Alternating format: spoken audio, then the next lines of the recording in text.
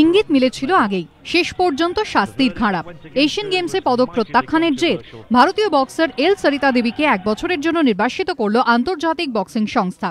1 October 2014 থেকে 1 October 2015 পর্যন্ত নির্বাসনে থাকবেন এই ভারতীয় বক্সার। পাশাপাশি 1000 সুইস ফ্রাঁ জরিমানা হয়েছে তার। নির্বাসনের খাড়া নেমে এলেও এখনও রিও অলিম্পিকের দরজা খোলা সরিতা দেবীর সামনে। 2016 অলিম্পিকের যোগ্যতা নির্ণায়ক প্রতিযোগিতায় অংশ নিতে পারবেন তিনি।